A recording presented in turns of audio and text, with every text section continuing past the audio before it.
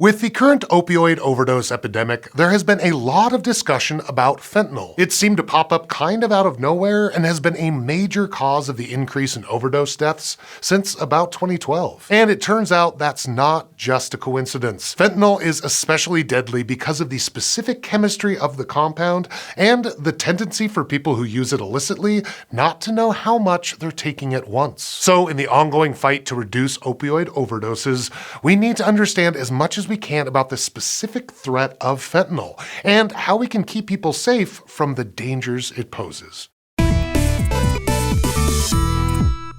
To be clear, the fentanyl that's causing so many overdose deaths is illicit fentanyl, which is the kind that is made illegally and not regulated. But to start, let's explain exactly what the drug is. Fentanyl is an opioid, which is a type of painkiller. It's in the same class of compounds as opium, morphine, or heroin, but fentanyl is very strong, something between 50 and 400 times stronger than morphine. These drugs are also sometimes called narcotics, but for this video, we're sticking with the term opioid. Opioids mainly block pain by binding to something called mu-opioid receptors. These are basically small molecular switches on our nerve cells. Activating these receptors tweaks how easily and how often our nerve cells send electrical signals. Imagine them kind of like volume knobs on your nerves. Activating the receptor essentially turns the volume down. The end result is that the cells are less responsive to stimulation. Less response equals fewer pain signals equals less pain. And this is often what we want these drugs to do. Opioids have been used in medicine for a long time. Even fentanyl has been used as a medicine for decades. It was first introduced to the market in the 1960s as an anesthetic. Chemists had been looking for new painkillers that were stronger, safer, and with fewer side effects than previous ones like morphine. One of the ideas was to look for compounds that could dissolve into fat better.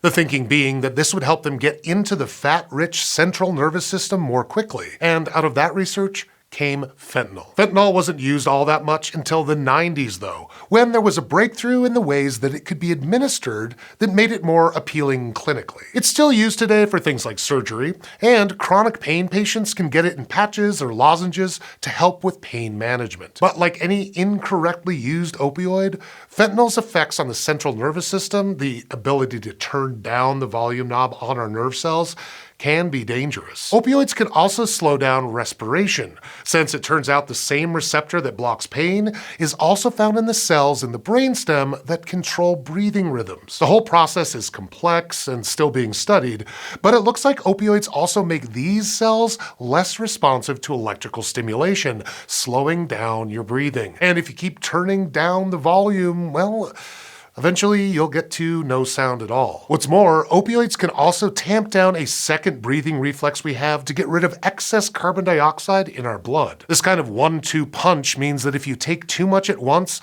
a person can be in real danger of suffocating. That said, doctors are aware of this danger and keep it in mind when they write fentanyl prescriptions. The problems come into play when fentanyl is used illicitly or without the supervision of a medical professional. It's also only dangerous if it gets into your bloodstream. You can't overdose just from touching or being near fentanyl or any other opioids, despite what you might have heard elsewhere. And to be clear, all opioids have their dangers, not just fentanyl. But fentanyl is particularly dangerous because it's so much stronger, meaning the dose needed to overdose is much less than for other opioids. Experts say that as little as 2 milligrams of fentanyl, which is about 1/10 of the weight of a penny, can be enough for a lethal overdose. As for why you need so little to get the same punch as other drugs, it comes down to 2 key factors. Fentanyl works fast, and it binds to your mu-opioid receptors in a weird way. First up, it's speed. Remember how we said that fentanyl was created because scientists were looking for something good at getting into the fatty tissues of the nervous system?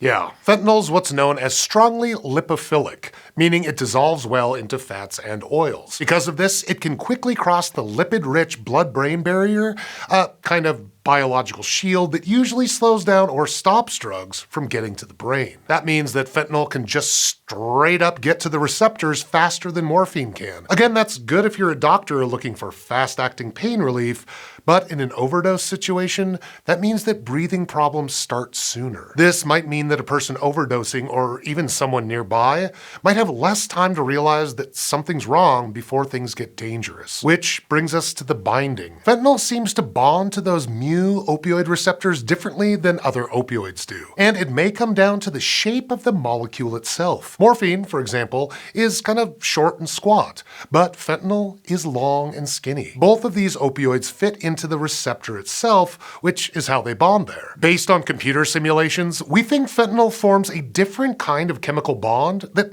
seems to activate the receptor more strongly. What's more, fentanyl's long, skinny tail also unlocks and interacts with a second, deeper pocket in the receptor that morphine can't reach. We're still learning exactly why these different bonds result in different potencies. Like, we still don't know what mechanically is changing in there between the two drugs. And it's worth noting that fentanyl can also affect other receptors on the cells too. So the story might not just be about mu receptors. But all in all, it seems to translate into a bigger response from the cell. So basically, it's kind of like the difference between tapping the volume down button once and really hammering on it. So is there anything we can do to prevent or decrease overdoses of fentanyl? Yes, but it may be difficult, and these ideas often ultimately start to get into questions of public policy rather than public health alone, since that may mean addressing some of the social or medical issues that lead people to start using drugs like fentanyl. Unfortunately, going into the specifics of how to fix a major societal problem is a little beyond the scope of today's episode,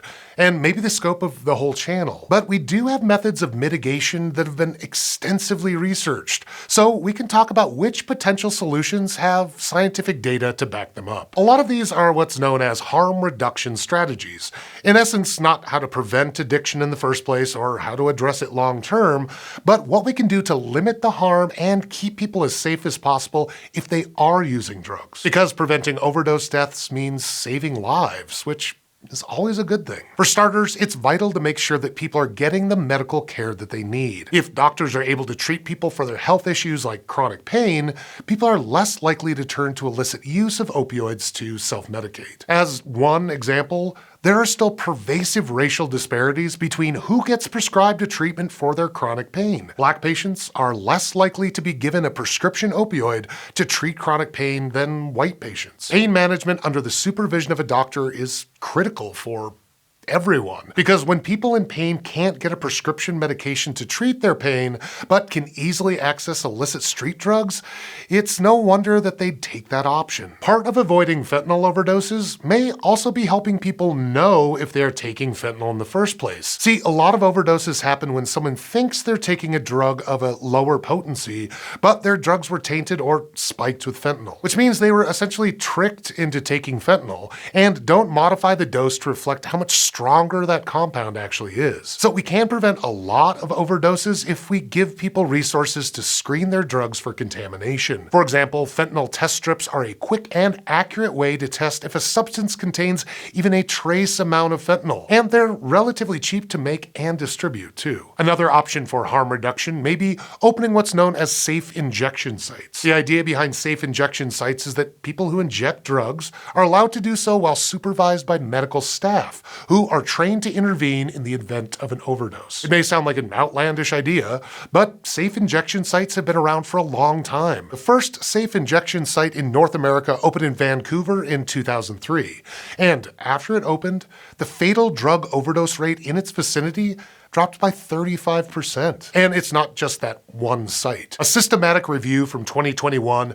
found that other facilities were associated with significantly fewer overdoses and fewer deaths from overdoses and improved access to treatment programs. These are just one of many interventions aimed at preventing overdose deaths from all manner of drugs. And while not all fentanyl is injected, these sites can also offer fentanyl testing strips and other safety precautions. Not only that, but we can even reverse overdoses after they happen, using a medication called Naloxone. It's what's called a receptor antagonist, which means that it also binds to mu opioid receptors, but doesn't actually activate them. All it does is physically block other opioids from binding to the receptors. Naloxone can be given via needle or nasal spray and can restore someone back to normal breathing within a couple minutes. But fentanyl's potency and speed means that the window for someone to either administer naloxone or call emergency services is is much smaller than with other opioids. There's been a proof of concept study into a wearable injected device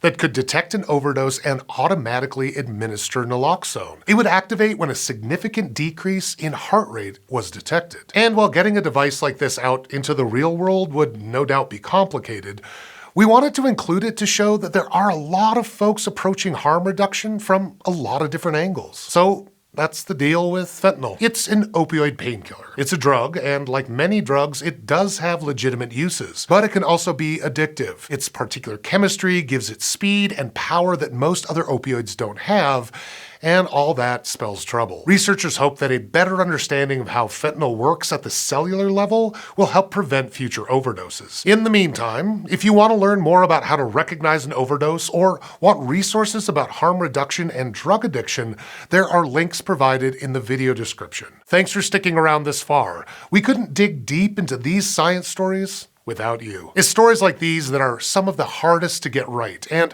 aren't the most advertiser friendly. That's why we're so grateful to our patrons on Patreon, who make it possible for us to take these big swings. Our community of patrons sees the value in the work we do to make informative, accurate content on all kinds of scientific topics. If you'd like to learn more about becoming a patron, head over to patreon.com/SciShow. And as always, thanks for watching.